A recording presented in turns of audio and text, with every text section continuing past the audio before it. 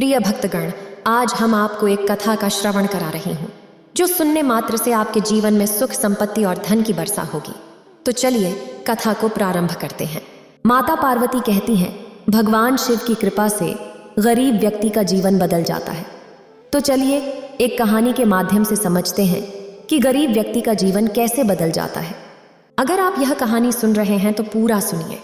इस कथा को आधा अधूरा छोड़कर जाने की गलती मत करिएगा, क्योंकि इस पवित्र कथा को पूरा सुनने से मनचाहा फल की प्राप्ति होगी। इसलिए इस कथा को पूरा सुने। आप शिव भक्त हैं तो भोलेनाथ का अनादर ना करें। तो चलिए कहानी प्रारंभ करती हूँ। भोला एक बहुत ही मेहनती और ईमानदार मजदूर था। वह मेहनत मजदूरी करता और जो भी कमाता उसी से खा पीकर चैन से सोता। भोला बढ़ई का अच्छा कारीगर था। गरीबी के बावजूद वह हमेशा खुश रहता था। जब वह लकड़ी पर रंधा चलाता तो गीत गाते हुए काम करता। रंधा मेरा चलता जाए सहारे तेरे, ओ भोलेनाथ सहारे तेरे, लकड़ी चमचम चमकती जाए, नई नई शक्लें लेती जाए सहारे तेरे, ओ भोलेनाथ सहारे तेरे। भोला की हर बात में भोलेनाथ का जिक्र जरूर होता, क्योंकि वह भोलेनाथ का बहुत बड़ा भक्त था। उसका एक ही सपना था कि उसकी खुद की फर्नीचर की दुकान हो, लेकिन उसकी कमाई से यह संभव नहीं था। फिर भी उसे भरोसा था कि भोलेनाथ की कृपा से एक दिन उसका सपना जरूर पूरा होगा।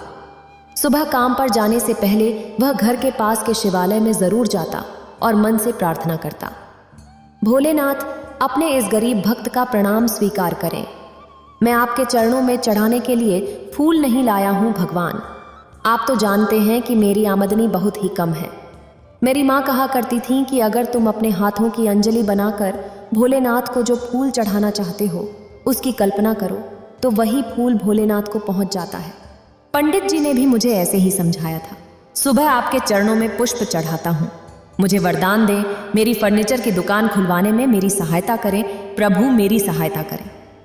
और इस तरह भोलेनाथ की पूजा कर शिवलिंग पर जल चढ़ाकर गाते गुनगुनाते काम पर चल देता हूँ। सोफे बनाऊं, दरवाजा बनाऊं, खिड़की बनाऊं, अपने काम के लिए यश पाऊं, सहारे तेरे ओह भोले सहारे तेरे। उधर कैलाश पर्वत पर बैठे भगवान शंकर और माता पार्वती अपने इस भक्त की भक्ति से गदगद थे। पार्वती माँ ने हंसकर शंकर भगवान से कहा, आपका ये भक्त भी कमाल है प्रभु, फूल खरीदे बिना ही फूल चढ़ा देता है। हाँ पार्वती, और मुझे वो फूल मिल भी जाता है। ये देखो, आज उसने गुलाब के फूल की कल्पना की थी और यहाँ ये गुलाब का फूल पड़ा है। माँ पार्वती ने देखा कि भोलेनाथ के चरणों में गुलाब का फूल पड़ा है। उन्होंने फिर कहा, जैसे आप भोलेनाथ वैसे ही भोले आपके भक्त। इस पर भगवान शंकर ने मुस्कुराकर जवाब दिया, पार्वती, भोला मेरा सच्चा भक्त है। वो पूजा का सही अर्थ जानता है। पूजा और भक्ति दिखावे की चीज नहीं है, वो तो मन से की जाने वाली प्रार्थना है। वैसे भी पुष्प तो अपनी डालियों पर खिले चारों ओर खुशबू फैलाते ही अच्छे लगते हैं। भोला इस तरह से प्रकृति को नुकसान न पहुंचाकर मेरी भक्ति ही तो करता है। भोला हमेशा की तरह काम की तलाश में अपना सामान लिए सड़क किनारे बैठा था। तभी एक ठेकेदार आया और बोला, हाँ भैया, एक मकान बन रहा है, उसमें खिड़की और दरवाजे बनाने का काम है। दूसरे मजदूरों के साथ मिलकर काम करना होगा। भोला ने तुरंत जवाब दिया, हाँ हाँ क्यों नहीं करूंगा, मेरा तो काम ही यही है, चलो ना। और भोला खुशी खुशी गाते गुनगुनाते काम पर चल दिया। वह खुश था कि चलो हफ्ते भर का तो इंतजाम हो गया। मकान में खिड़कियां और दरवाजे बनाने का काम शुरू हुआ। सुबह काम शुरू होता और शाम को सब अपने अपने औजार समेटकर निकल पड़ते। भोला ने देखा कि कुछ मजदूर शाम को जाते समय चालाकी से कील, कब्जे या कुंडी जैसी चीजें चुपके से अपने थैले में डाल लेते हैं। यह देखकर भोला बहुत दुखी हुआ। ये लोग क्या कर रहे हैं? भोलेनाथ, ये क्या हो रहा है? जब हमें पूरी मजदूरी मिल रही है, समय पर नाश्ता और खाना मिल जाता है, तो फिर ये लोग चोरी क्यों करते हैं? इन्हें सद्बुद्धि दो भोलेनाथ, इन्हें सद्बुद्धि दो। जैसे ही भोला ने अपने साथी मजदूर को थैली में कील और कब्जे भरते हुए देखा, उसने तुरंत उसे टोका, अरे भैया, ये क्या कर रहे हो? ये चोरी है, ऐसे तो भोलेनाथ नाराज हो जाएंगे। तुम अपने थैले से सामान निकालकर वापस रख दो, मैं किसी से कुछ नहीं कहूंगा। भोला की बात सुनकर वो मजदूर भड़क गया और उलटे उसे ही बुरा भला कहने लगा।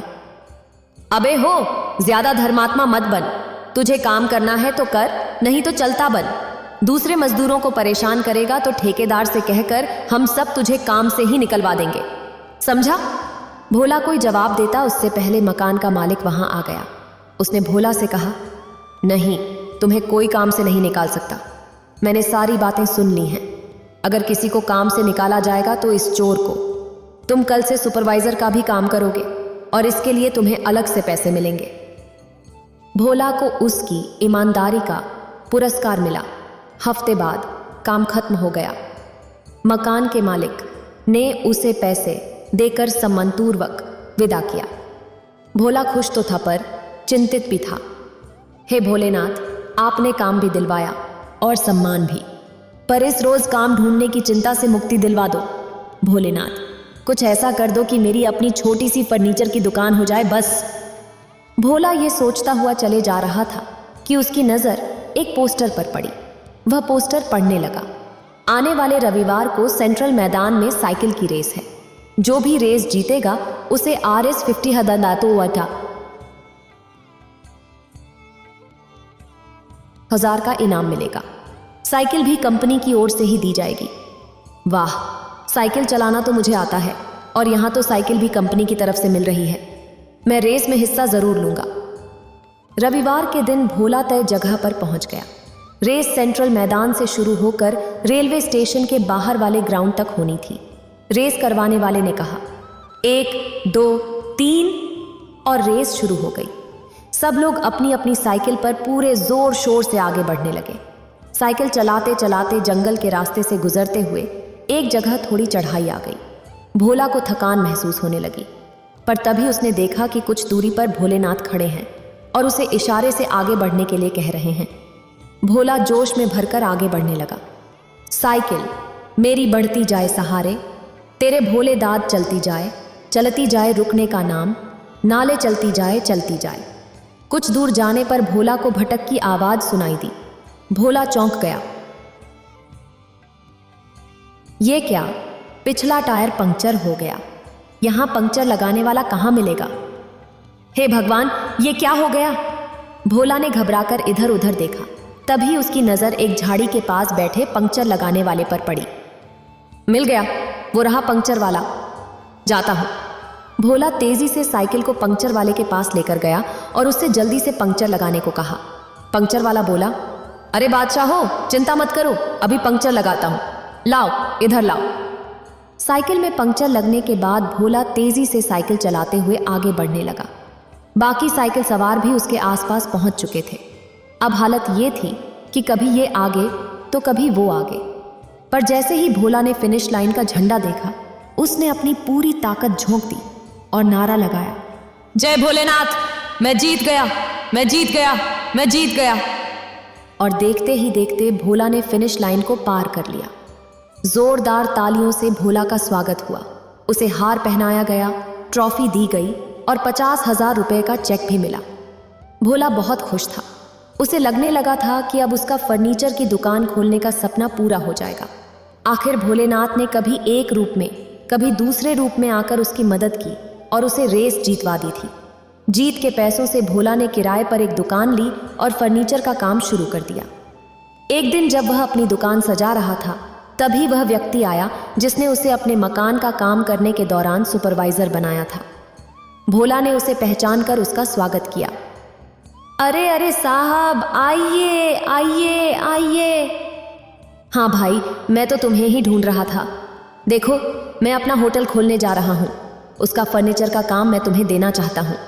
भोला ने यह सुना तो खुशी से भर गया। वो व्यक्ति भोला को सारा काम समझाकर चला गया। भोला झूम कर गाने लगा, तरक्की की नाव मेरी पड़ती जाए, सहारे तेरे ओ भोलेनाथ, जय जय भोलेनाथ, जय जय भोलेनाथ।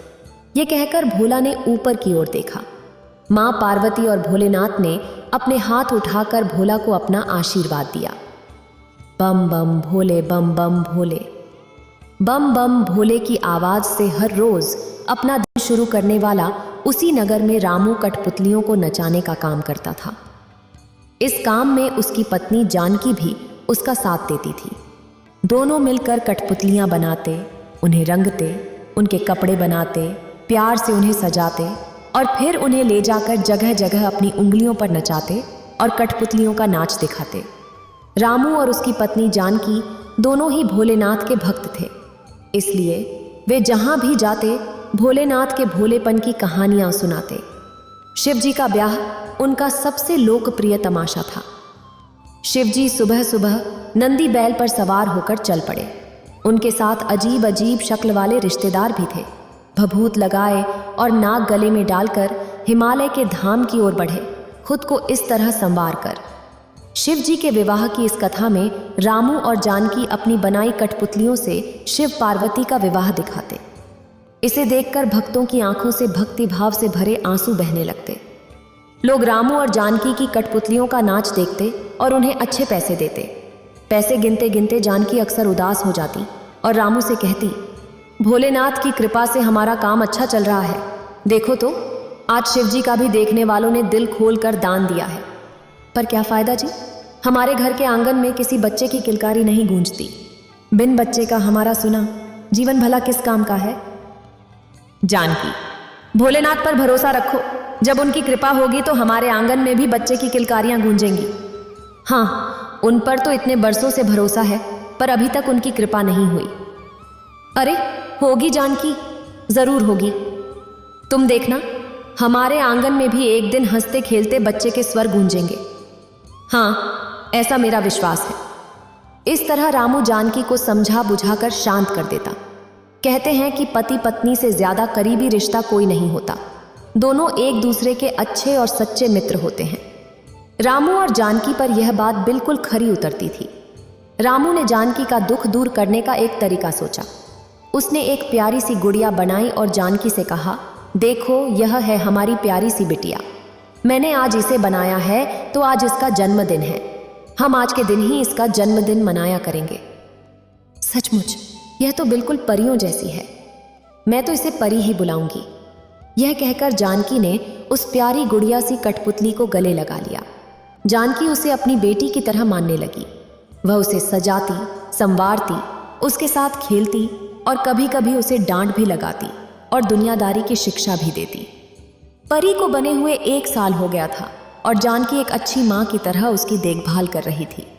रामू और जानकी ने परी का जन्मदिन मनाने की तैयारी की। परी को सजाया गया और उसके जन्मदिन पर दूसरी छोटी छोटी कठपुतलियां मेहमान बनकर आईं। रामू और जानकी परी का जन्मदिन मनाकर बहुत खुश थे, लेकिन तभी जानकी परी को गले लगाकर फूट फूट कर रोने लगी। नहीं जी, मेरा दिल ऐसे नहीं बहलता। मुझे अपनी जैसी पढ़ी लिखी बिटिया चाहिए, जो मुझसे बात करे, मुझसे शरारत करे, मुझे परेशान करे, मुझसे रूठे, कभी मेरी कोई चीज़ उठाकर फेंक दे, कभी मैं उसे डांटूं तो वह छुप जाए, फिर मैं उसे मनाऊं और अपने हाथ से खाना खिलाऊं। मुझे एक असली बेटी चाहिए, इससे मेरा दिल नहीं बहलता। अरे जानकी, चुप हो जाओ। देखो, मुझे भी तो खुद को संभालना होता है ना? तुम भोलेनाथ से प्रार्थना करो कि हमारी झोली में एक बच्चे का आशीर्वाद डाल दे। रामू ने जानकी को समझा बुझाकर चुप करा दिया। जानकी बिना कुछ खाए पिए सो गई और रामू मन ही मन भोलेनाथ से प्रार्थना करने लगा। हे भोलेनाथ, मैं तो किसी तरह अपने मन को समझा लेता हूँ, पर जानकी का दुख मुझसे नहीं देखा जाता। नहीं देखा जाता भोलेनाथ, उससे उसका दुख नहीं देखा जाता।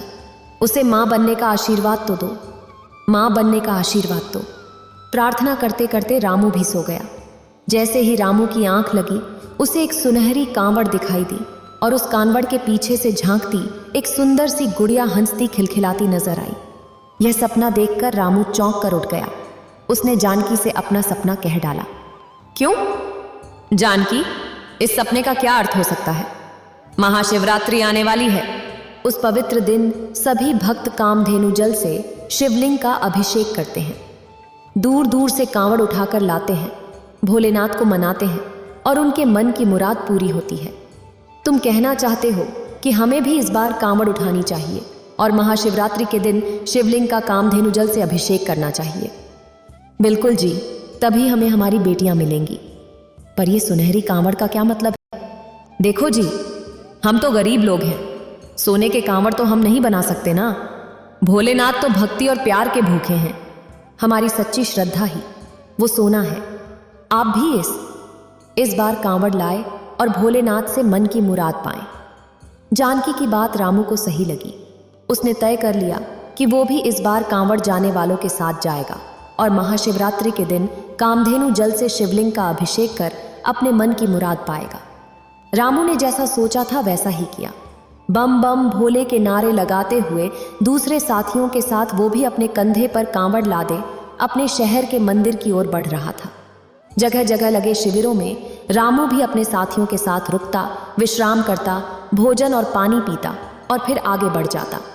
रास्ते में एक शिविर में बाकी साथियों के साथ रुककर उसने भोजन किया, पानी पिया और 2 रोटी अपने साथ पोटली में भी रख ली। ये पोटली में रख लेता हूं, रास्ते में कई बार चलते चलते भूख लगती है, तब ये पोटली काम आएगी। बम बम भोले, बम बम भोले। रामू कांवड़ उठाकर आगे बढ़ चला। रास्ते में एक जगह उसे बहुत थकान हुई। वो विश्राम के लिए बैठ गया। यहाँ बैठ जाऊं थोड़ी देर के लिए? अरे थोड़ी देर आराम करने में कोई हानि नहीं है। मैं तो वैसे भी समय से आगे ही हूँ, पिछली टोली के साथ आगे बढ़ चलूंगा। हाँ। ये सोचकर रामू ने पूरे सम्मान के साथ कांवड़ को नीचे रखा और बैठ गया। उसने पोटली में रखी हुई 2 रोटियां निकाली, पर तभी उसे एक बैल की आवाज सुनाई दी।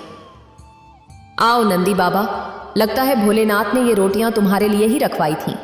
ये तुम्हारे ही हैं, लो इन्हें खा लो। हाँ हाँ शाबाश, खाना खा लो।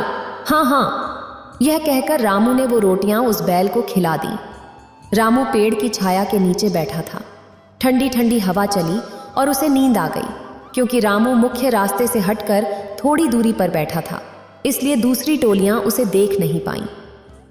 सुबह चिड़ियों के चहचहाने की आवाज से रामू की आंख खुली। अरे ये तो दिन निकल आया, मैं तो पीछे छूट गया। आज ही तो महाशिवरात्रि का दिन है। हे भोलेनाथ बाबा, आज ये क्या हो गया? तभी रामू की नजर अपनी कांवड़ पर पड़ी। सूरज की किरणें उस पर पड़ रही थीं और वह ठीक वैसी ही सुनहरी कांवड़ लग रही थी जैसी रामू ने सपने में देखी थी।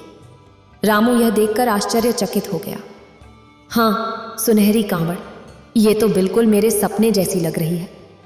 ये क्या चमत्कार है? हाँ। तभी सुनहरी कांवड़ से टकराती सूरज की किरण सामने के मंदिर पर जाकर पड़ी, जहां हवा के झोंकों से टकराती घंटियों की आवाजें आ रही थीं। रामू ने अपनी सुनहरी कांवड़ उठाई और उस मंदिर की तरफ चल दिया। मंदिर पहुंचकर उसने देखा कि वहां एक शिवलिंग बना हुआ था। रामू समझ गया कि भोलेनाथ उसे इस मंदिर तक पहुंचाना चाहते थे। तभी उन्होंने सारे संकेत दिए। महाशिवरात्रि का दिन था। रामू ने अपनी कांवड़ से कामधेनु जल निकाला, शिवलिंग का अभिषेक किया और अपने मन की मुराद पूरी करने के लिए भोलेनाथ से प्रार्थना की। आंखें खोलो भोले भंडारी। हाँ, और माँ पार्वती भी साक्षात मेरे सामने है। रामू, तुमने हमें पास आते नंदी को खाना खिलाया तो हमें धन्यवाद करने आना ही था। प्रभु, मुझे तो आपका आशीर्वाद चाहिए। जानकी माँ बनना चाहती हैं, उसकी गोद में बच्चे की मुराद पूरी कर दे। अवश्य रामू, तुम्हारी तपस्या पूरी हुई है। अब फल पाने का समय है। जाओ, खुशी खुशी घर जाओ।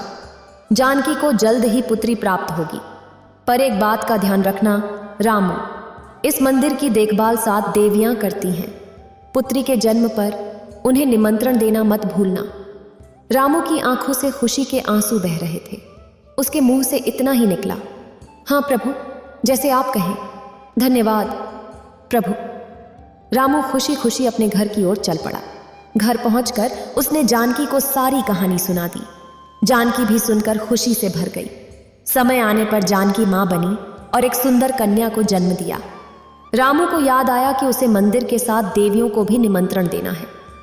रामू खुशी खुशी मंदिर गया और श्रद्धा से सिर झुकाकर उन 7 देवियों को कन्या को आशीर्वाद देने के लिए आने का निमंत्रण दिया।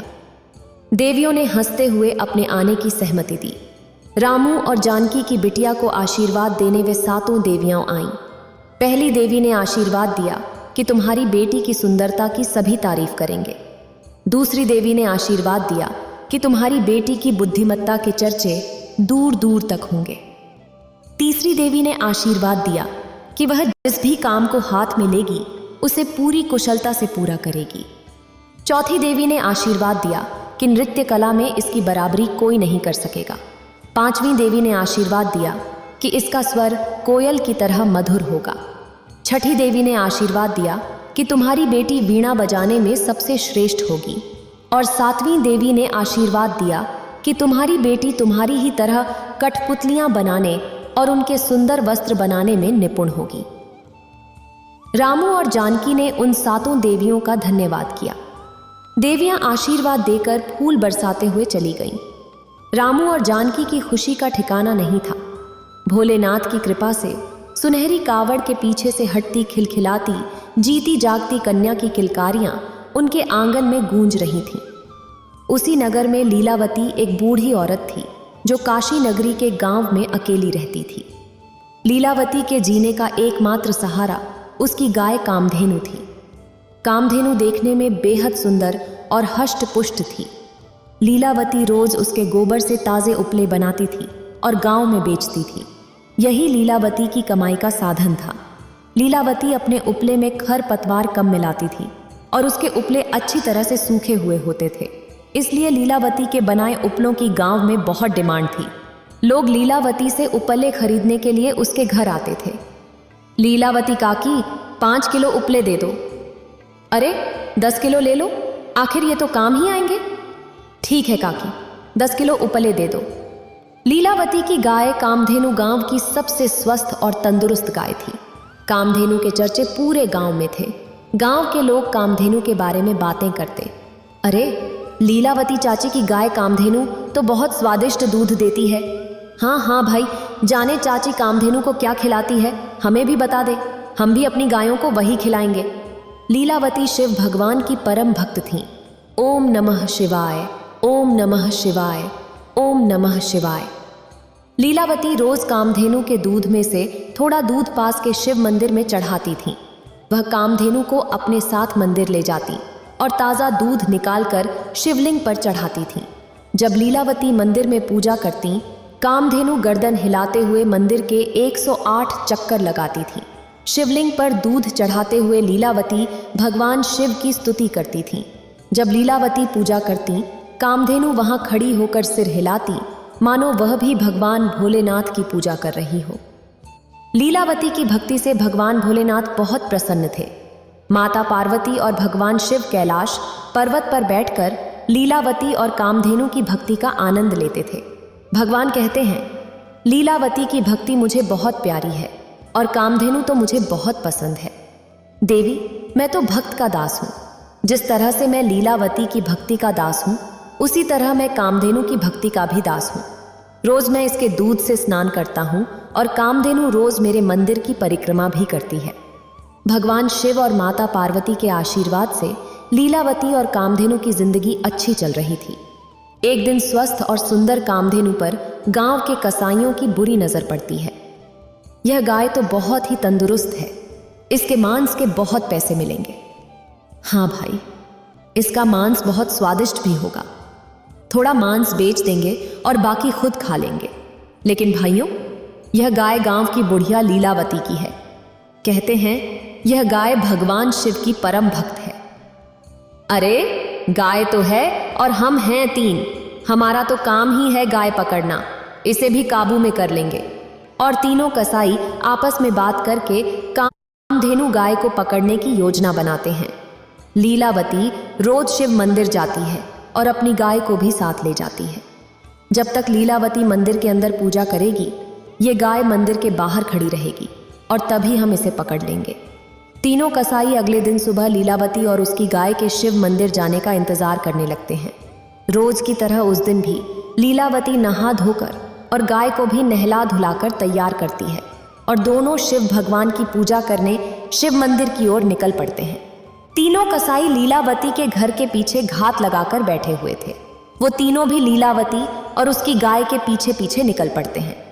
लीलावती रास्ते से ही शिव भगवान की आरती गाती हुई मंदिर जा रही थी। ओम नमः शिवाय, हर हर भोले नमः शिवाय। और गाय अपना सिर हिला हिलाकर मानो लीलावती की आरती में घंटी बजा रही थी। कामधेनु जब अपना सिर हिलाती थी तो उसके गले में बंधी घंटी बजने लगती थी। इस तरह से दोनों शिव की भक्ति में डूबी हुई मंदिर पहुंची। चल, अब तेरा दूध निकालकर भगवान भोलेनाथ का अभिषेक करूं, लीलावती ने कहा। उसने मंदिर के सामने कामधेनु का दूध निकाला और ताजे दूध से भगवान भोलेनाथ का अभिषेक करने लगी। फिर वह पूजा अर्चना में लग गई। ओम नमः शिवाय, लीलावती पूजा कर रही थी। इस बीच कामधेनु गाय अपनी गर्दन हिला हिला कर और घंटी बजा बजा कर मंदिर की 108 परिक्रमा कर रही थी। तभी तीनों कसाई मंदिर पहुंच जाते हैं। लीलावती का ध्यान पूजा में था। यही मौका है कामधेनु को पकड़ने का, एक कसाई ने कहा। जब कामधेनु मंदिर के पिछले हिस्से में पहुंचेगी, हम वहीं से उसे पकड़ लेंगे। तीनों मंदिर के पीछे जाकर छिप जाते हैं। कामधेनु मंदिर की परिक्रमा करते हुए जैसे ही मंदिर के पीछे पहुंची, तीनों कसाईयों ने मौका पाकर उसे पकड़ लिया। कामधेनु जोर जोर से आवाज लगाने लगी। कामधेनु की आवाज सुनकर लीलावती ने पीछे मुड़कर देखा, लेकिन कामधेनु गाय वहां नहीं थी। लीलावती कामधेनु को ढूंढते हुए मंदिर के पीछे पहुंची। कामधेनु मंदिर के पीछे पहुंचकर लीलावती ने देखा कि 3 कसाई उसकी कामधेनु को पकड़ कर ले जा रहे हैं।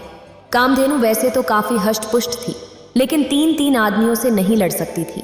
बचाओ बचाओ, कोई मेरी कामधेनु को बचाओ, उसे कसाई पकड़ कर ले जा रहे हैं।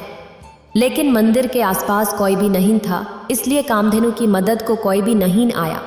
लीलावती उन कसाईयों के पीछे पीछे दौड़ पड़ी और भगवान शिव से प्रार्थना करने लगी। हे शिव शंकर, हे भोलेनाथ, मेरी कामधेनु की रक्षा करो, इन कसाईयों से उसे बचा लो। अरे कसाईयों, छोड़ दो मेरी गाय को, यही मेरे जीने का सहारा है। लीलावती कामधेनु गाय के पीछे दौड़ती जा रही थी और बार बार भगवान शिव को सहायता के लिए पुकार रही थी। हे शिव शंकर, हे भोलेनाथ, मदद करो। कैलाश पर्वत पर बैठकर भगवान शिव और माता पार्वती ये सब देख रहे थे। ये कैसा अनर्थ होने जा रहा है, प्रभु इसे रोकिए। कामधेनु आपकी परम भक्त है। आपकी पूजा करते हुए आपके किसी भक्त के प्राण संकट में पड़ जाएं, ये आप कैसे देख सकते हैं प्रभु? पार्वती, तुम ठीक कह रही हो। मेरे किसी भक्त के प्राण संकट में हूं, ये मैं सहन नहीं कर सकता। भगवान भोलेनाथ ने कैलाश पर्वत से ही अपने हाथ उठाकर कामधेनु को आशीर्वाद दिया। भगवान शिव के हाथ से एक तेज प्रकाश निकला जो सीधा कामधेनु के शरीर में प्रवेश कर गया और अचानक कामधेनु गाय की ताकत तिगुनी बढ़ गई। कामधेनु ने तीनों कसाईयों की पकड़ से खुद को छुड़ा लिया और अपने सींग से एक एक करके तीनों कसाईयों को उठाकर दूर पटक दिया। भाई, ये गाय को क्या हो गया? अचानक इसमें इतनी ताकत कहां से आ गई? पता नहीं भाई, लेकिन कुछ तो करिश्मा जरूर हुआ है। कामधेनु गाय ने उन तीनों कसाईयों को संभलने का मौका ही नहीं दिया और अपनी सींग से पटक पटक कर खूब मारा। भागो यहां से भाई, नहीं तो ये हमारा भी हाल बुरा कर देगी। हाँ हाँ, भागो यहां से। कामधेनु गाय ने उन कसाईयों को खूब मारा और मार खाकर तीनों कसाई कामधेनु गाय को वहीं छोड़कर भाग गए। तभी पीछे से लीलावती आ गई और कामधेनु को पुचकारने लगी। लीलावती भगवान शिव का धन्यवाद करती है। हे भोलेनाथ, तेरी ही दया से मेरी कामधेनु आज कसाईयों के हाथ से बच पाई है। तेरी महिमा अपरंपार है प्रभु, आपका बहुत बहुत धन्यवाद। इसी तरह अपनी कृपा मुझ पर और कामधेनु पर बनाए रखना। और लीलावती कामधेनु को लेकर पूजा पूरी करने के लिए वापस भगवान शिव के मंदिर की ओर चली जाती है। कैलाश पर्वत पर बैठी माता पार्वती भगवान शिव से कहती हैं, आपने ये कैसा जादू किया? प्रभु, एक गाय के शरीर में इतनी ताकत भर दी कि उसने 3 आदमियों को पछाड़ दिया। भगवान शिव ने उत्तर दिया, देवी, मैंने अपने तेज और आशीर्वाद से नंदी का पूरा बल कामधेनु के शरीर में डाल दिया था। इसी वजह से कामधेनु ताकतवर बन गई थी। माता पार्वती ने फिर पूछा, लेकिन प्रभु, अगर दोबारा उन कसाईयों ने आपकी भक्त कामधेनु पर बुरी नजर डाली तो? भगवान शिव ने मुस्कुराते हुए कहा, तुम चिंता मत करो देवी, मैं हमेशा अपने भक्तों की रक्षा करने के लिए तत्पर रहता हूँ। मैंने कामधेनु के शरीर में नंदी के शरीर की 1/4 ताकत डाल दी है, जो हमेशा कामधेनु के शरीर में रहेगी। अब कामधेनु गाय किसी भी समय कई लोगों का एक साथ मुकाबला कर सकती है। अब कामधेनु गाय को कोई भी नुकसान नहीं पहुंचा सकता, क्योंकि उसे मेरा आशीर्वाद प्राप्त है। वाह प्रभु, आपकी महिमा सचमुच अद्वितीय है। देवी, मैं तो अपने भक्तों का सेवक हूं। भक्तों की सदैव रक्षा करना मेरा कर्तव्य है। और लीलावती भगवान शिव की आराधना करते हुए अपनी गाय कामधेनु के साथ खुशी खुशी रहने लगती है। इतना कहकर भगवान शिव इस कहानी को समाप्त करते हैं। इस वीडियो को बोलते समय कोई त्रुटि हो तो मैं क्षमा चाहती हूँ। उम्मीद है आप सभी को यह वीडियो अच्छी लगी होगी। अगर आप शिव के सच्चे भक्त हैं तो चैनल को सब्सक्राइब और वीडियो को लाइक करके कमेंट में हर हर महादेव लिख दीजिए।